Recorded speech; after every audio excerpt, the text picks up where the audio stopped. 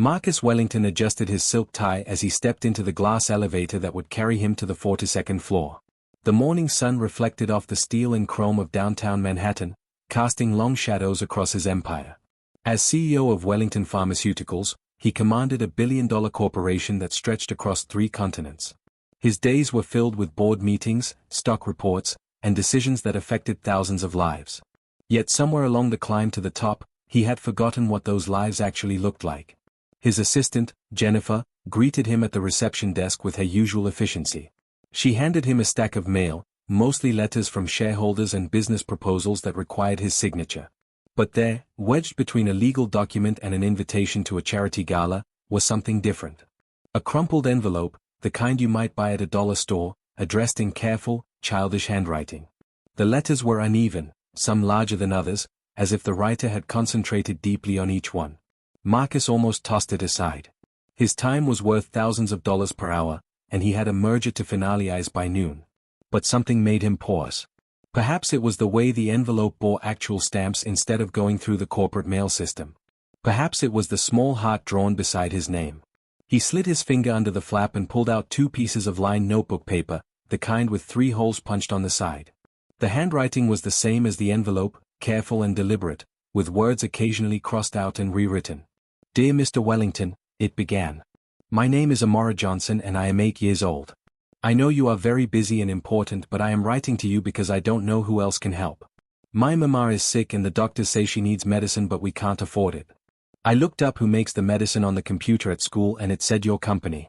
I'm not asking for it to be free because mama says nothing in life is free. But could you please make it cost less? We live in Detroit and mama works 2 jobs but it's still not enough." Marcus felt his throat tighten. He continued reading, his eyes moving faster across the page. Amora wrote about her mother, Diane, who worked as a nursing assistant during the day and cleaned offices at night. She described how her mother would come home so tired she could barely stand, yet still helped Amora with her homework and made sure she had dinner. The medical condition was described in simple terms that Amora clearly didn't fully understand, but Marcus recognized it immediately. It was a rare autoimmune disorder, and the medication his company produced was indeed the only effective treatment.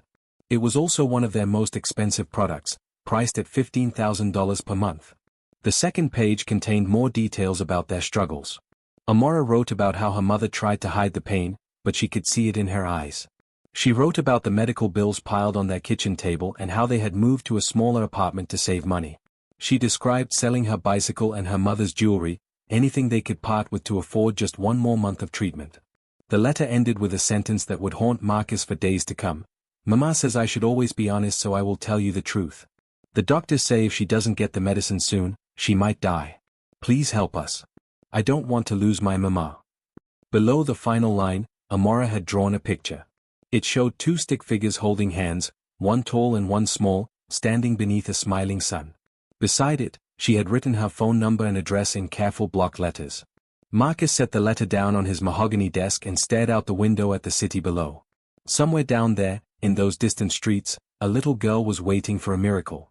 And for the first time in years, Marcus Wellington felt something crack in the armor he had built around his heart. Marcus couldn't focus on the merger proposal in front of him. The words on the contract blurred as his mind kept returning to that letter. He pressed the intercom button. "Jennifer, clear my afternoon schedule. I need to make some calls." His assistant's surprised voice came through the speaker, reminding him of the meeting with the board of directors, but Marcus cut her off. "Reschedule it. This is more important." He started with his head of patient assistance programs, a department he rarely interacted with directly. Margaret Chen answered on the second ring, her voice professional but warm. Marcus explained the situation, reading portions of the letter aloud. There was a long pause on the other end. "Mr. Wellington, we receive hundreds of letters like this every month.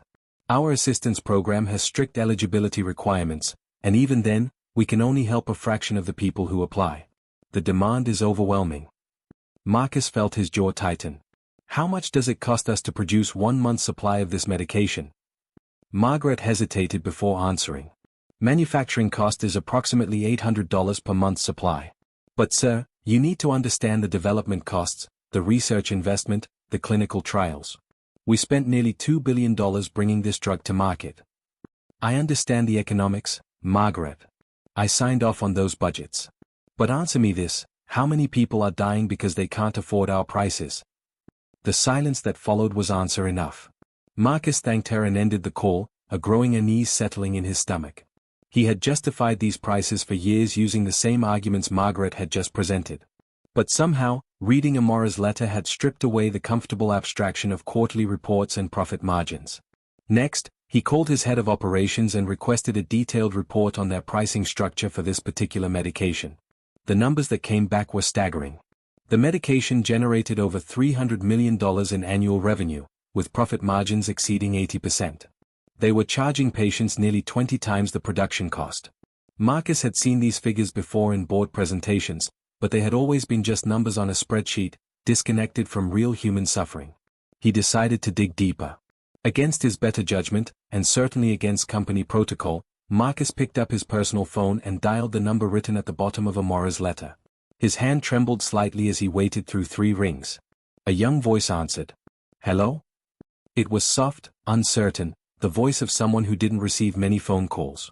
Is this Amora? Marcus asked, trying to keep his voice steady. This is Marcus Wellington. I received your letter. There was a sharp intake of breath, then a scrambling sound as if the phone had been dropped. He heard excited shouting in the background, Mama! Mama! The medicine man called. He actually called. A woman's voice came on the line, breathless and cautious. This is Diane Johnson. Is this some kind of joke? Marcus assured her it wasn't, that he had indeed received her daughter's letter and wanted to understand their situation better. Diane's initial suspicion gave way to a flood of emotion. She described the nightmare of navigating insurance denials, the stack of bills from specialists, the impossible choice between paying for medication and keeping their lights on. I never wanted Amora to write that letter, Diane admitted, her voice cracking. She did it without telling me, found your address on the company website. I taught her to be independent, to speak up for herself, but I never imagined she would reach out to a CEO. I've been so embarrassed since I found out she sent it. Marcus felt something twist in his chest. This woman was dying because she couldn't afford medication his company produced, yet she was embarrassed about asking for help. Mrs. Johnson, Marcus said carefully, can I ask you something? If you could say anything to the people who set these prices, what would you tell them? Diane was quiet for a moment, and when she spoke, her voice was steady but filled with quiet intensity. I would tell them that I'm not a number on a spreadsheet. I'm a mother. I'm a daughter. I'm a person who contributes to society, who pays taxes, who works harder than most people they probably know. I would tell them that I don't want charity, I just want fairness. I would tell them that somewhere along the way, they forgot that their products aren't just commodities. They're the difference between a little girl growing up with her mother or growing up in foster care. Marcus closed his eyes, overwhelmed by the weight of her words. He promised Diane he would look into their situation personally and ended the call. Sitting alone in his office, he realized that in 15 years of running this company, he had never once spoken directly to a patient. He had attended galas and fundraisers, given speeches about corporate responsibility and innovation, but he had never heard the voice of someone whose life depended on his decisions. The distance had made it easy. The abstraction had made it comfortable. Amora's letter had shattered that comfortable distance, and Marcus knew he could never rebuild it. That evening, Marcus did something he hadn't done in years. He left the office at 6 o'clock and drove to Detroit.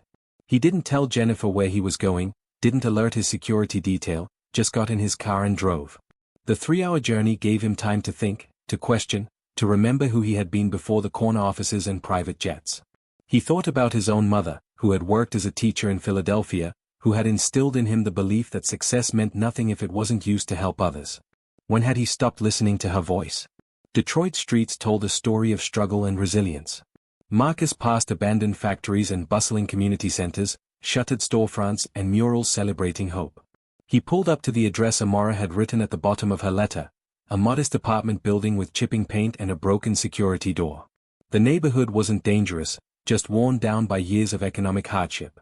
Children played basketball in a cracked parking lot while their parents watched from nearby steps. He climbed the stairs to apartment 2C and knocked gently. The door opened to reveal Amora herself, her eyes going wide with recognition. She wore a purple t-shirt with a unicorn on it and her hair was pulled into 2 neat ponytails. "Mama," she called out, never taking her eyes off Marcus. "It's really him. The CEO came to our house." Diane appeared behind her daughter, and Marcus could see immediately what the illness had taken from her. She was thin, almost frail, with dark circles under her eyes that spoke of pain and sleepless nights. Yet her posture was straight, her gaze direct and proud. She invited him in, apologizing for the small space, though it was neat and clean, decorated with Amora's artwork and photographs of happier times. They sat at a kitchen table covered with homework and medical bills. Marcus noticed a calendar on the wall with dates circled in red, marking treatment schedules and doctor appointments. Amora sat between them, her eyes darting from her mother to Marcus with an expression of hopeful anxiety. "Would you tell me your story?" Marcus asked Diane. "All of it. I need to understand." Diane shared the details with a matter-of-fact tone that made the story even more heartbreaking. She had been diagnosed 3 years ago, just months after Amora's father abandoned them. The symptoms had started small: fatigue, joint pain, occasional fever. By the time doctors identified the condition, it had progressed significantly. The first course of treatment failed. The second showed promise but caused severe side effects. Wellington Pharmaceuticals medication was the third option, and it worked beautifully, giving Diane her life back. For 6 months, she felt normal again, able to work without constant pain, able to play with her daughter without exhaustion. Then the bills arrived. Their insurance covered only a fraction of the cost after meeting a $15,000 deductible. Diane had negotiated a payment plan with the hospital, borrowed money from her sister, sold everything of value she owned. She worked 80 hours a week, but it wasn't enough. 3 months ago, she had to stop taking the medication. The disease returned with a vengeance, more aggressive than before. Her doctor had warned her that without resuming treatment soon, the damage would become irreversible. "I'm not the only one," Diane said, her voice firm despite the tears streaming down her face. "I'm in online support groups with hundreds of people facing the same choice: medication or rent, treatment or food, life or bankruptcy. We're not asking for miracles. We're just asking to live without having to destroy ourselves financially. Your company could charge a fraction of what you currently charge and still make a profit. I've done the research, Mr. Wellington. I've read the financial reports. I know the numbers." Marcus felt exposed, ashamed. This woman, fighting for her life while working 2 jobs, had done more homework on his company's financials than most of his board members. Amora, who had been quiet throughout her mother's story, suddenly spoke up. "Are you going to help us?" Her voice was small but hopeful, the question loaded with the weight of a child's complete trust in adult authority. Marcus looked at this little girl who had mustered the courage to write to a stranger, who had believed that somewhere in the world of powerful people, someone would care enough to act. He thought about his own children, grown now and working in finance and law, living comfortable lives funded by the very profits that were killing Amora's mother. He thought about the quarterly earnings reports he would present next week, boasting of record revenues while people like Diane made impossible choices. "I'm going to do more than help you," Marcus said, his voice thick with emotion. "I'm going to change everything. But I need you to help me understand something. If I lower the price of this medication, if I push for real reform in how we price our products, I'll face opposition from my board, from shareholders, from every pharmaceutical CEO in the country. They'll say I'm being naive, that I'm destroying shareholder value, that I don't understand how the industry works. So I need to ask you, is it worth it? Will people actually believe that change is possible?" Diane reached across the table and placed her hand over his. Her palm was calloused from work, her fingers thin and trembling slightly from the disease ravaging her body. "Mr. Wellington, people like me don't have the luxury of cynicism. We have to believe that change is possible because the alternative is giving up. And I won't give up as long as my daughter needs me." Marcus felt tears sting his eyes for the first time in decades. In that moment, surrounded by the evidence of one family's struggle, he made a decision that would cost him everything he had built and give him something far more valuable in return. Marcus called an emergency board meeting for the following Monday. The 12 members of Wellington Pharmaceuticals' board of directors filed into the conference room with expressions ranging from curiosity to irritation. These were powerful people, former government officials, investment bankers, industry veterans who had collectively overseen hundreds of billions in corporate assets. Marcus knew many of them personally, had golfed with them, attended their children's weddings. They trusted him to protect their investments and maximize returns. What he was about to propose would shatter that trust. He began by displaying Amora's letter on the large screen at the front of the room, her careful handwriting magnified for everyone to see. Several board members shifted uncomfortably. Martin Reeves, the chairman, interrupted before Marcus could continue. "With all due respect, Marcus, we've all received heartbreaking letters. This is an unfortunate reality of our industry, but we can't make business decisions based on emotional appeals. We have a fiduciary duty to our shareholders. Marcus had anticipated this response. I'm not proposing we make decisions based on emotion, Martin. I'm proposing we examine whether our current pricing model is sustainable, ethical, or even economically rational in the long term. He clicked to the next slide, showing the production costs versus sale prices for their top 10 medications. The markup percentages were staggering, some exceeding 2,000%. These numbers represent more than just profit margins. They represent a systemic failure to balance innovation with accessibility. For the next hour, Marcus presented the case he had been building over the weekend. He showed data on patient outcomes, demonstrating that medication adherence dropped dramatically when prices exceeded certain thresholds. He presented research showing that preventable complications from untreated conditions cost the healthcare system far more than reasonable medication prices would. He highlighted competitors who had voluntarily reduced prices and seen their market share increase as goodwill translated into loyalty. But the heart of his proposal was simple and radical: reduce the price of their top 20 medications by an average of 60%. The cuts would be even steeper for drugs treating life-threatening conditions, like the one Diane needed. To offset the revenue loss, he proposed streamlining operations, reducing executive compensation including his own, and accepting lower profit margins. He projected that within 3 years, increased volume and improved public perception would restore much of the lost revenue. The room erupted in objections. Sarah Chen, the CFO, argued that the plan would devastate their stock price and trigger investor lawsuits. Robert Morrison, who represented their largest institutional investor, threatened to call for Marcus's removal as CEO. Patricia Holmes, a former FDA commissioner, warned that other pharmaceutical companies would view this as betrayal, that Marcus would be blacklisted from the industry. The attacks came from all sides, each board member armed with reasons why compassion was incompatible with capitalism. Only one person remained silent throughout the onslaught: James Whitmore, the oldest member of the board and a legendary figure in pharmaceutical research. He had spent 40 years developing medications that saved millions of lives before retiring to advise companies on drug development. Marcus had always respected James's opinion above all others.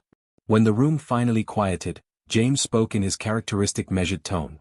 "I've sat in rooms like this for half a century," James began, "and I've heard every argument being made today countless times before. The defense of high prices is always the same: research costs, development risks, shareholder value. And those arguments aren't wrong, exactly. They're just incomplete." He paused, looking directly at Marcus. "When I started in this industry, we believed we were in the business of saving lives. Profit was the means, not the end. Somewhere along the way, that equation flipped.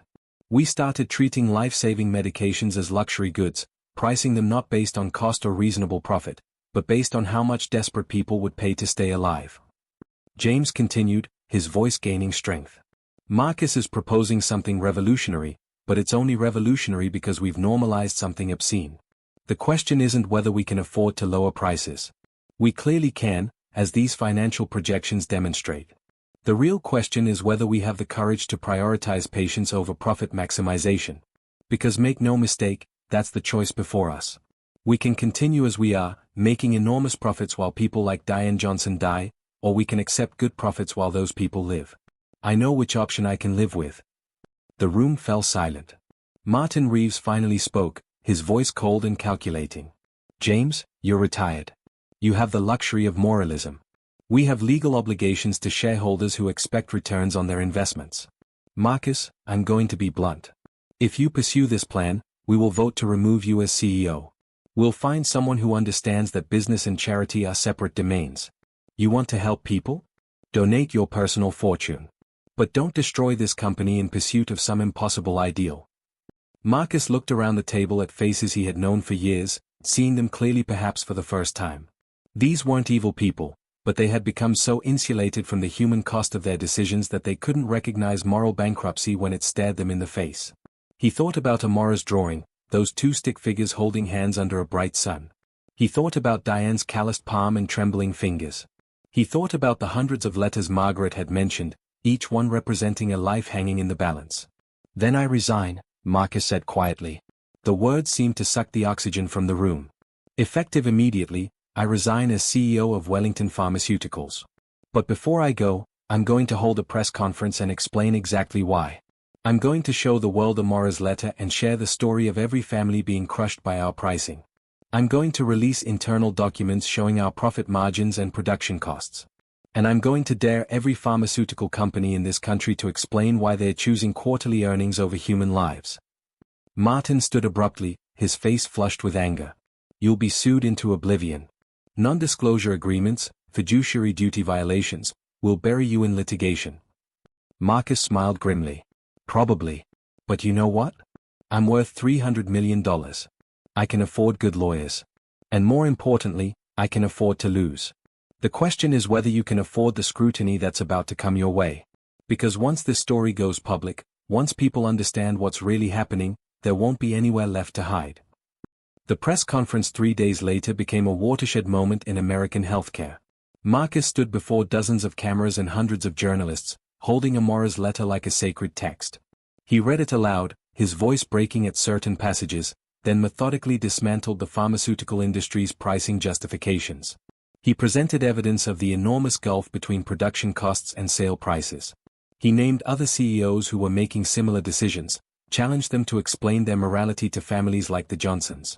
The footage went viral within hours, sparking national outrage and debate. The backlash from the industry was swift and brutal. Marcus was sued by Wellington Pharmaceuticals for breach of contract and violation of confidentiality agreements. Former colleagues publicly denounced him as a traitor to capitalism. Pharmaceutical lobbying groups launched campaigns questioning his mental stability and business acumen. His personal wealth began hemorrhaging to legal fees and settlements. His country club membership was revoked. Invitations to social events stopped arriving. Friends he had known for decades stopped returning his calls. But something else happened that the industry hadn't anticipated. A movement emerged. Patients and advocacy groups rallied behind Marcus, organizing protests outside pharmaceutical headquarters across the country. Senators and representatives, sensing the political winds shifting, began proposing legislation to regulate drug pricing. Journalists launched investigations into pricing practices at other companies, uncovering similar markups and executive enrichment. The conversation around healthcare fundamentally changed as people realized that the high costs they had accepted as inevitable were actually choices made by people in boardrooms. Marcus poured his remaining fortune into establishing a non-profit organization dedicated to pharmaceutical pricing transparency and reform. He hired Margaret Chen away from Wellington to run patient assistance programs with actual resources behind them. He brought on Diane Johnson as a patient advocate, compensating her properly so she could finally stop working 2 jobs. And most importantly, he began working with James Whitmore and other disillusioned industry veterans to develop a new model for pharmaceutical companies, benefit corporations that balance profit with purpose, legally committed to considering patient welfare alongside shareholder returns. The transformation wasn't easy or quick. Marcus lost his mansion, downsized to a modest apartment not unlike Diane's. His ex-wife, unable to accept his new lifestyle, filed for divorce and took half of what remained. His adult children struggled to understand why he had thrown away everything they had known. He went from attending board meetings in Manhattan skyscrapers to organizing community health forums in Detroit neighborhoods. Some days, exhausted and broke, he wondered if he had made the right choice.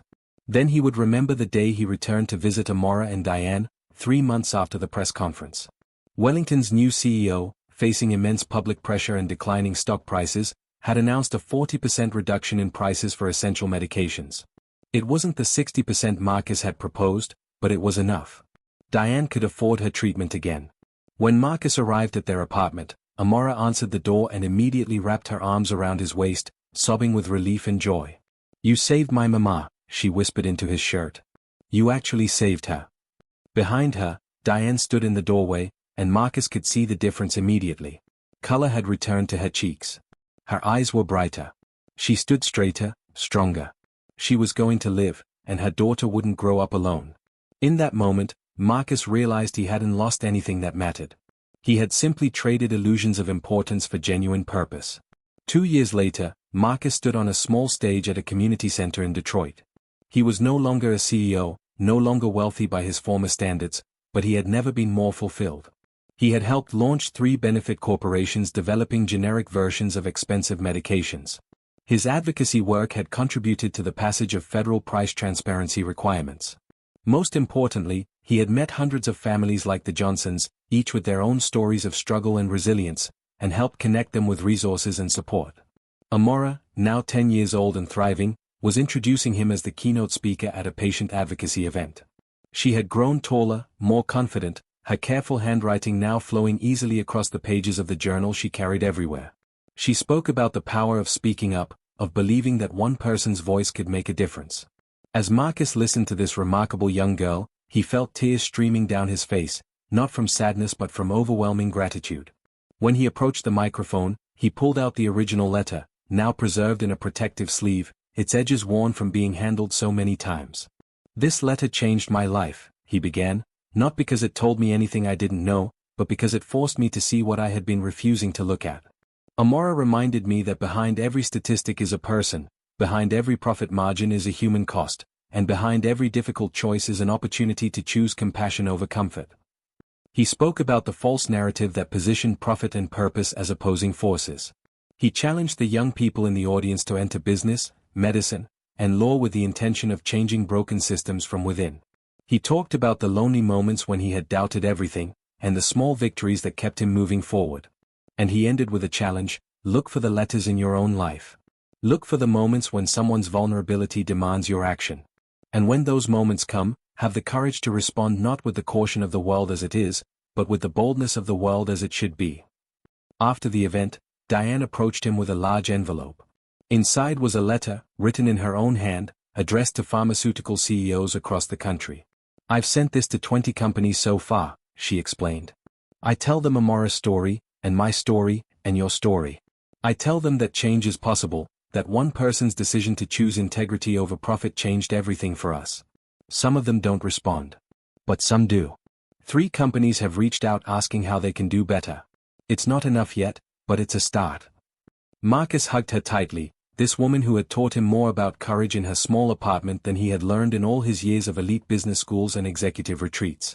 He thought about the man he had been 3 years ago, racing through life at the top of a tower, disconnected from the ground where real people lived and struggled and dreamed. That man was gone, and he didn't miss him at all. As the sun set over Detroit, Marcus stood outside the community center watching Amora play with other children in the parking lot. Their laughter echoed off the buildings, pure and full of possibility. Diane stood beside him, healthy and strong, her hand resting protectively on his shoulder. Somewhere in the distance, he knew, another person was making the choice to write their own letter, to speak truth to power, to believe that the world could change. And somewhere, he hoped, someone would have the wisdom and courage to listen. The letter had brought a CEO to tears, yes, but more importantly, it had brought a man back to life. It had reminded him that wealth without purpose is poverty, that power without compassion is tyranny, and that the highest form of success isn't measured in dollars accumulated but in lives touched, suffering alleviated, and justice pursued. Amora's careful handwriting had been more than words on paper. It had been a roadmap home to the person Marcus was always meant to be, a blueprint for living that no business school could teach and no boardroom could contain. And in responding to that letter, in choosing the harder path of integrity over the easier path of comfort, Marcus Wellington had discovered what it truly meant to succeed.